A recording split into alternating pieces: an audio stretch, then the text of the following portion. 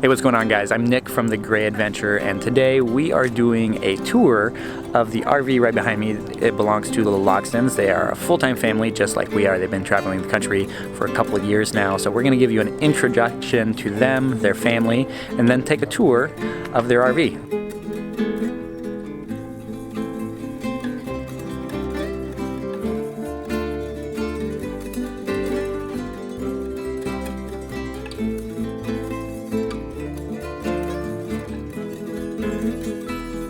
Hi, we are the Loxtons. I'm Ashley. I'm Nathan. Clara. Ellie. Juliet. And we have been on the road since October of 2016. We have always dreamed of traveling, and when we were celebrating our 10-year anniversary, we kind of started talking about those one-day dreams and decided that it will always be one day until you put a date on it. So at that point, we started planning some big adventures, like going and spending a month in Costa Rica. And then as we fell in love with another country, we realized how little we knew about our own country. And that's when we started looking into RVing the States full time. We also saw it as a fantastic educational opportunity for our kids to be able to explore the entire country and show them everything that it has to offer. So now when we talk to the girls about schooling, which we unschool, we say, where do you go to school, girls? Everywhere. Who's your teacher? Everyone. That's right.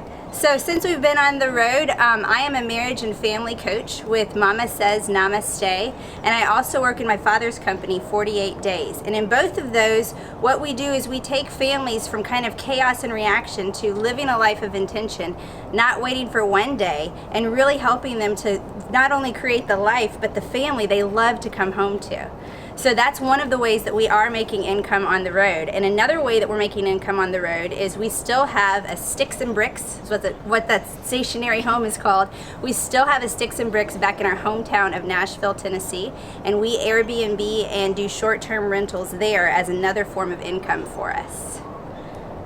Yeah, a big reason why we hit the road was so that we could have that kind of freedom and joy of finding the places that we wanted to explore. And now we've kind of changed the way we travel a little bit and have slowed our pace a little bit. When we first started, we were going pretty quick. We were running about every 4 or 5 days, and now we try to stay somewhere about a week or two and take it in as we move through the country. And so what did we celebrate right before our 2-year nomadiversary? How many states did we hit, guys? 48. 48 states right before our 2-year nomadiversary, and that was a lot to take in 2 years. But now that we've had the sampler platter, we're really excited about going back and spending some time in the places that we really decided we want to go settle in and get to know the state a little bit more. So we don't have any signs of stopping yet. We check in as a family constantly to make sure that this is something where we are all thriving and excited. And so far, nobody has any hints of stopping with our travel bag at this point. Yeah. So we got a Jayco travel trailer. We decided to go with the travel trailer to start out with, thinking we would start small with a used travel trailer, kind of on the cheaper end of our budget, to test this out. And we started with 90 days. We have a course called 90-Day Family Road Trip for a reason, because sometimes it's really intimidating to get started into full-time RVing and people are overwhelmed. And we highly recommend take the first 90 days to get to know the process and to kind of get out of the honeymoon phase and see what your routine is going to be. And a lot of times, all of our full-time friends joke that that's the gateway drug to full-time RVing, because it kind of it helps to see that it is possible. And I feel like either way, it kind of breaks that glass ceiling of what's possible for your family. So either way, it will leave you forever changed. Yeah, as we grew and our family grew, we needed a little bit more space, so we have recently added a little 6.5-foot camper topper that sits on our tow vehicle. We like to say it's our split fifth wheel, because we do have the travel trailer and this as an extra area, but we can take this out for our weekends, for boondocking, and kind of doing some things that may be a little bit more off-road that our travel trailer is not going to be able to go to. And it's been really handy to have so far. We use it as an office, as an art studio for Clara, and just last night we had a guest stay there because it was pretty cold and she was sleeping in a tent. So we had a warm bed and propane and was able to keep her and our girl warm last night. Right, so this is a Jayco White Hawk. It's a 2012, and one of the things we were a little nervous about starting out was the electrical components. You know, everything electrical can be really great, and it's one more thing that could possibly malfunction. So we were nervous about slides, and yet we also recognized as a family of 5 with a large dog, not having slides was a little tight for us. So ours is actually a 1.5 foot slide. So it's it's only a 1.5 foot instead of a 3-foot slide. This is a 2012 edition. It's the 29 SQB Jayco White Hawk. And like I said, we got this thinking that we would start out with this and then we would upgrade to that 5th wheel. But we found that we absolutely love our Gypsy, which is what we call it. And we're perfectly at home just in that. Yeah, we enjoy being small and nimble. We fit into all the state parks and all the national parks, or most of them anyway. So that's been something we really enjoyed doing throughout the country. So for our travels, we've documented all of our travels on Field Trip Gypsies on Instagram. And I will say a little insider hack is one of the reasons why I have all of our stuff on Instagram is because I also use Chatbooks, and I know that there are other ones like this too, but it pulls your Instagram feed into a photo album. And so I did this more for my own family and for us getting all of these amazing photos into a photo album. So that's what I do with all of the pictures that are on Field Trip Gypsies on Instagram, is get them into a little flip book photo album that we get every month, and we switch them out whenever we go back to our hometown, and the kids love flipping through them and going back and remembering all of these fun places that we've been to. So we are on Instagram as Field Trip Gypsies, and also as Mama Says Namaste, and you can follow us through Instagram and on Facebook with Mama Says Namaste as well, and also with that the 90-day family road trip. So we have absolutely loved this lifestyle. We are currently at a rally with 75 plus other families, and so it's always funny when people question community on the road, because we have found so much community. Nathan, you like to call it? Call it binge friending. So you come out of the woods and you hang out with all your friends for a nice long week to 10 days, and then you can go and recover back in the woods. Right, and for then your introverts. Right, and then we get to have some time to recharge and connect just as our family as well. So we have loved this style, this traveling lifestyle. Some of the struggles that we have dealt with is just, one of the biggies is just decision fatigue. There's so many options. When the sky is the limit on what you can do, sometimes you can get that opportunity paralysis. We have found that for our family, what really helps is, as far as going out and adventuring, we don't plan for more than one big thing a day, just to help us. And we always make sure to, just as much as we prioritize those big bucket list things, we also will prioritize that time to just sit home and recharge and have some downtime as well. So we have loved our travels, and we would love to see all of you along the road. Okay, so of course, I know you're curious about what the inside looks like, and I am so excited because we have definitely made this house our home, and I'm excited to share with you some of our little tricks and hacks and how we make Gypsy homey for us. Let's go inside. This is great timing to do this because we are fresh off of an RV family conference that was hosted by Mama Says Namaste and my besties Let's Travel family, and also full-time families. And so I was able to have some people that are brand new to the road or who are dreaming of launching walk through and do a tour. And so this is fresh in my mind, the things that newbies are interested in as well. So some of the hacks that we have done in here.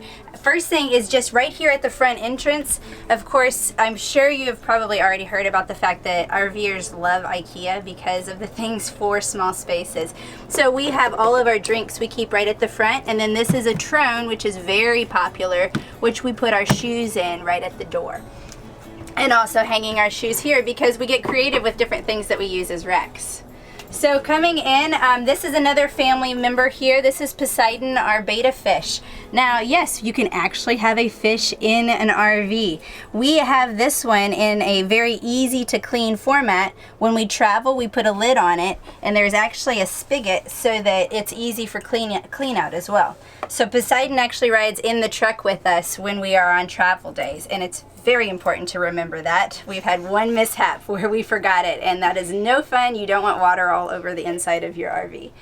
Some of the other things, we actually chose to take our TV out. We have hiding behind here our iPad, and the iPad is for FaceTiming with grandparents because we do have scheduled regular times every week that we get to FaceTime with family members back home, which really helps to keep up those relationships as well.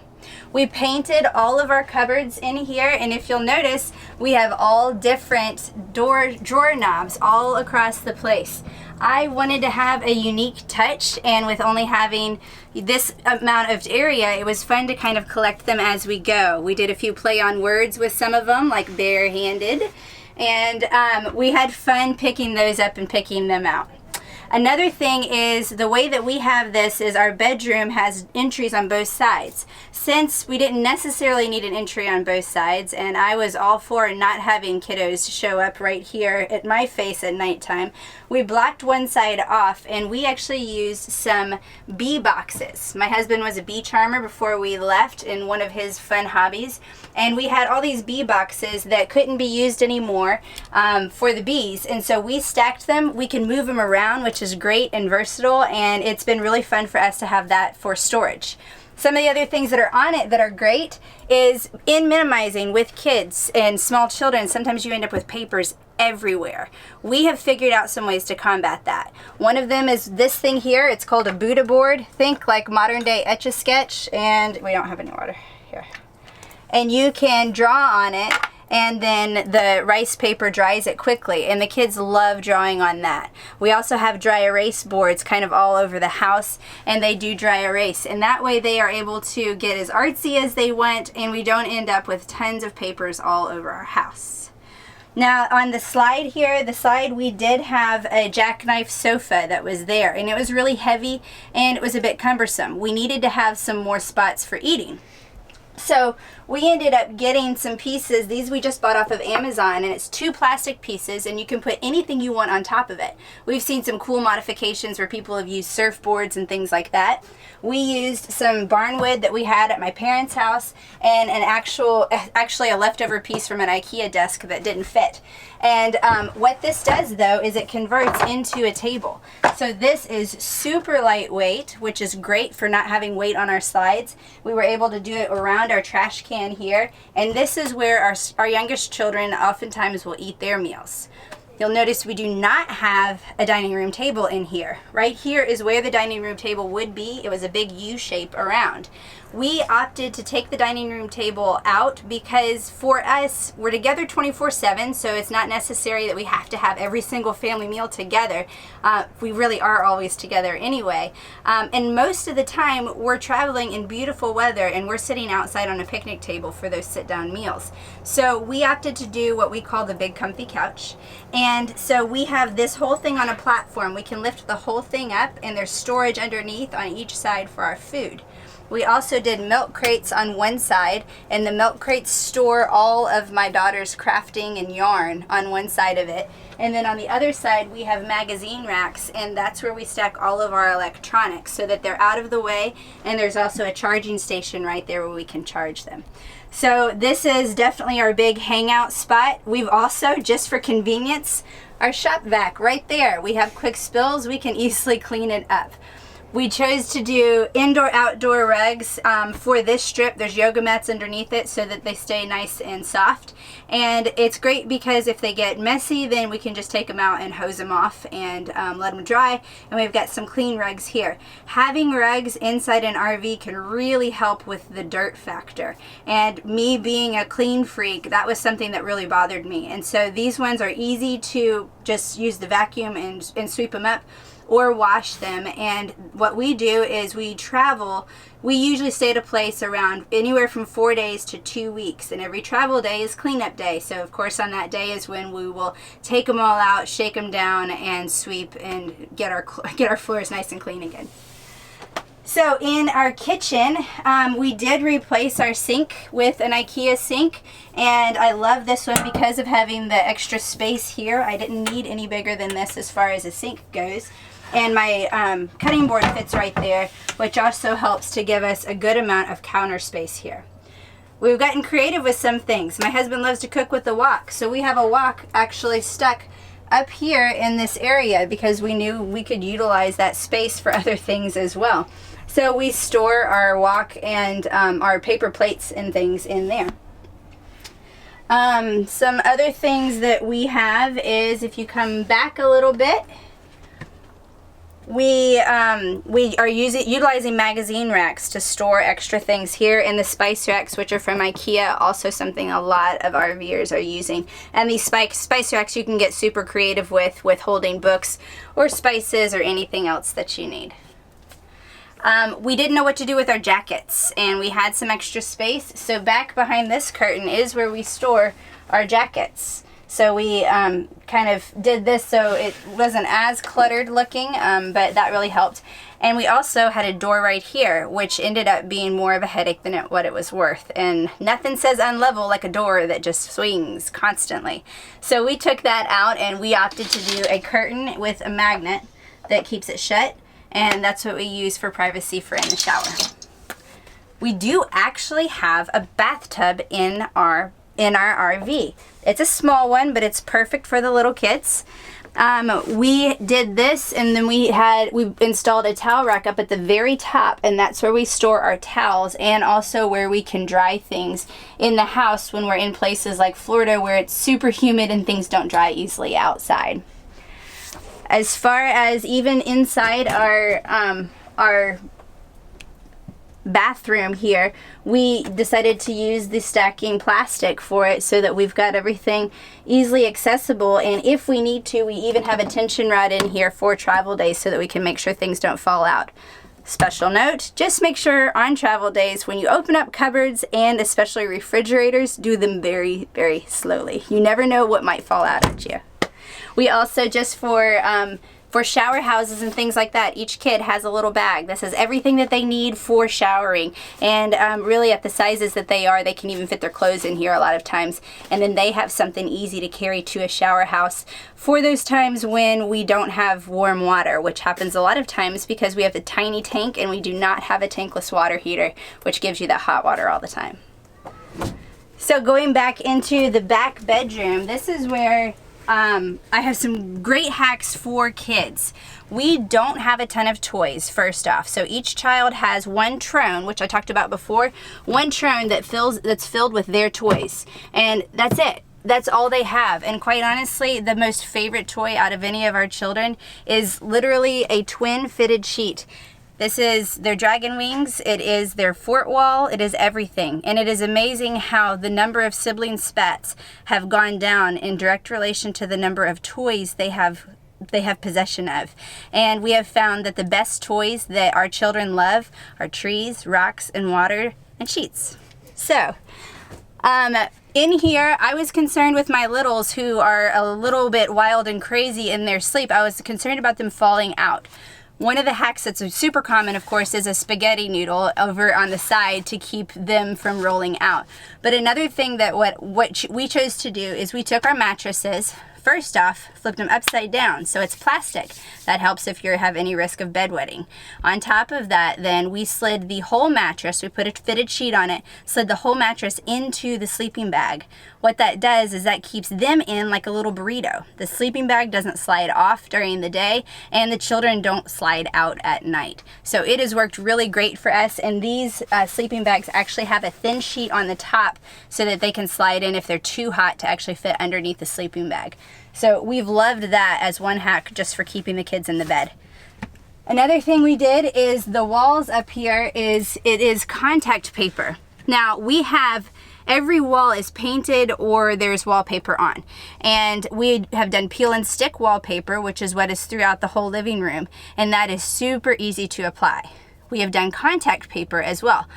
Difference in comparison here is you're talking about $25 or higher for your peel and stick, or about $4 to $10 for contact paper. Contact paper is just not very forgiving when you put it on. But then again, it's a lot cheaper, so it's okay if you mess up. We chose to do the dry erase because that way our kids can decorate their walls any way they want, and they love being able to write on their walls. So we did dry erase contact paper across the whole top, and then they actually decorated it with washi tape. And as you can tell, sometimes it gets worn out, but again, for $4 we can go out and do a quick replacement and start over again with any designs that they want. We also did a tension rod here because I have one daughter who really likes to sleep in the dark. And so at nighttime, we can pull this all the way across and she has a spot to herself as well. We also needed to accommodate for all of the clothes, and we chose to do that with our Rubbermaid containers here. Each child has 3 drawers, and that is literally all the clothes that they have. And so we have definitely simplified our lives a lot. And we also made sure that we accommodated for a spot for our dog Harley, because sometimes when you have such close quarters, it can be hard to navigate where the dog is going to be. And so if you have a big dog, keeping that in mind when you are looking at RVs, where is a safe place for your animal who's going through lots of changes just like everyone else in the family, making sure for dogs or cats that there's somewhere for them to hide out as well. All right, in this corner as well, I know that like the top RV must have, outside of an Instant Pot that everybody loves, and ours is stored underneath our couch. The other thing is the Berkey. We absolutely love our Berkey, and we are water snobs, and we carried around the 5-gallon jugs for a long time, and it got really old having to find where to fill up our water jugs, on top of the fact that it was a lot of added weight in our house. So because of touring all around, we can't always guarantee what the water quality is, so we absolutely love our Berkey. It's got 4 filters in it. It really does a great job of filtering out our water, and we just stay on top of consistently filling this up. Another thing is that we brew kombucha on the road. We have a continuous brew, so we keep this going at all times. Both this and this are stored in our sink on travel days. My husband has found all kinds of wonderful baking crafts or baking hobbies that he does on the road. So he has worked on learning how to smoke jackfruit, on making kombucha, on making his own sourdough that we've carried all the way from Montana down here to Florida. And it's been so great to experiment and also learn how to be flexible and work in small spaces. You can't just buy in bulk and have tons of storage for everything. And you have to learn how to work with an RV oven. So there are some tweaks to making it work in an RV, but I know of lots of bakers that still are on the road, and stuff like what we're doing with a lot of fermentation. We even have a friend that makes kimchi on the road. So know that if you do love to cook, it is possible to do it and get very creative with new ideas when you are on the road. All right, this is the master bedroom, which is always hard to get to when it's a tiny, tiny little spot here.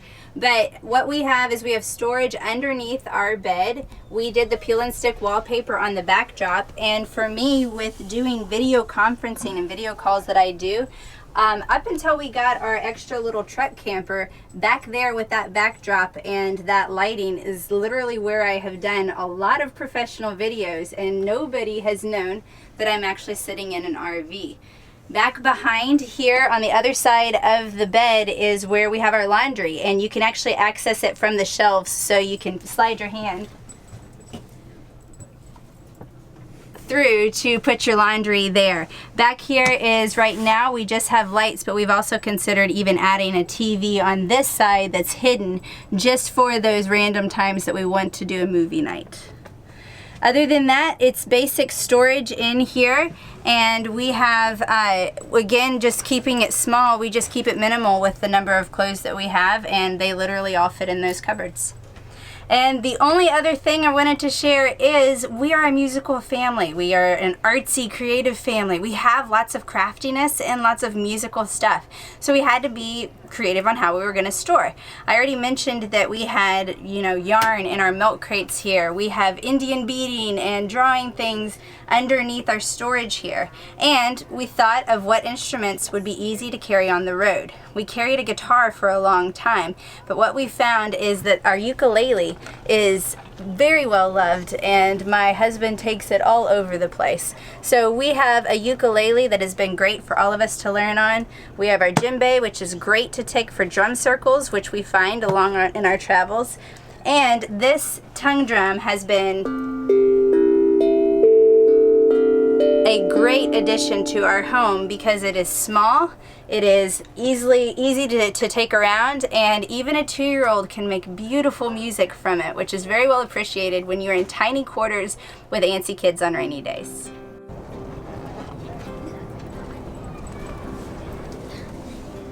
So this is our newest addition, and as you can see, it's basic. We've not done anything. I'm excited about painting cupboards and of course changing all of the knobs because I love those unique doorknobs.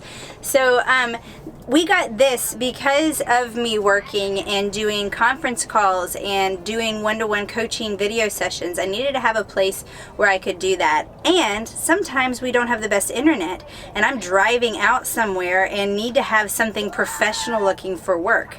And so what I have done is with this rig, because it is a pop-up camper, there's a metal frame everywhere, and so I have some heavy-duty magnets, and I literally can take a backdrop and I can magnet it across here. And I did video conferencing last week with a picture of the Glacier Mountains behind me while I was on my video call because I have a bright green sheet, used it as a green screen, was able to do it, and again, nobody knew I was in a travel trailer. So this has been great for that. We're also looking forward to having it as another sleeping option for people that come with us, or for us taking this and kind of doing some quick weekend trips. So as far, again, we did not leave the table. We chose to do the big comfy couch. It's got sleeping in the back. All of these are sun-screened as well, so they come down to open up for the extra screen ventilation and also extra light.